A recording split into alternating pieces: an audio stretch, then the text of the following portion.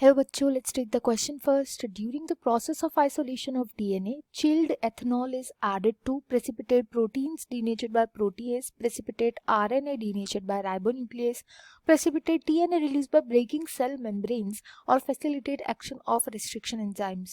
इनमें से कौन सी सही वजह है जिसकी वजह से at the time of isolation of DNA chilled ethanol का यूज़ किया जाता है?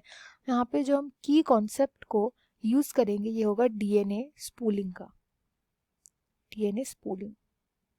अब ये डीएनए स्पूलिंग की टेक्निक क्या होती है इसको हम जानेंगे while doing the question.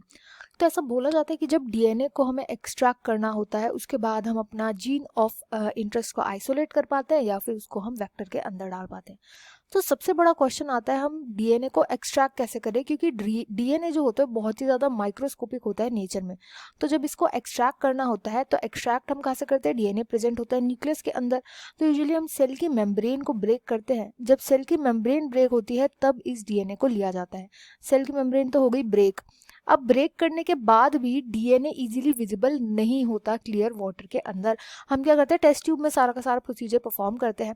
Test tube के अंदर जब हम मेम्ब्रेन को ब्रेक भी कर देते हैं उसका सारा मटेरियल न्यूक्लियस का बाहर आ जाता है, स्टिल डीएनए जो होता है वो नेकेड आइज को नहीं दिखता।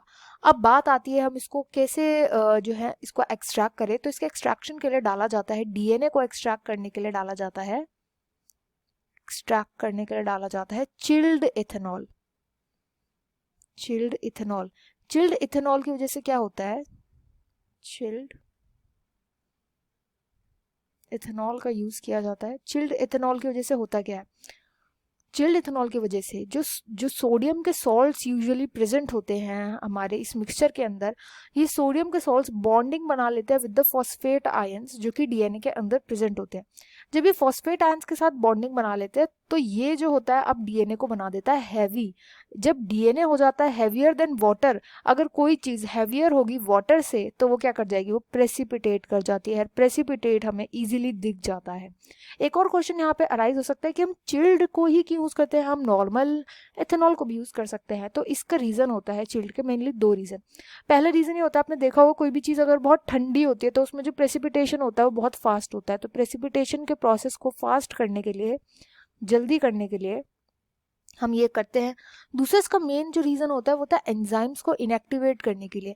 एंजाइम यूजुअली 37 डिग्री सेल्सियस पे सबसे ज़्यादा एक्टिव रहते हैं, बट चिल्ड इथेनॉल को यूज़ करने की वजह से जो टेम्परेचर हो जाता है वो डाउन हो जाता है, जिसकी वजह से एंजाइम्स जो जाते हैं वो इनएक्टिव हो जाते हैं। वो एंजाइम्स जो हमारे डीएनए को डैमेज कर सकते हैं वो इनएक्टिव हो जाते हैं। तो इसलिए यहाँ पे चिल्ड इथेनॉल का यूज़ किया जाता है। क्यों किया जाता है? ऑप्शन 3 इसका राइट आंसर होगा, precipitate the DNA release by breaking cell membranes. I hope you understood well. Best of luck and thank you.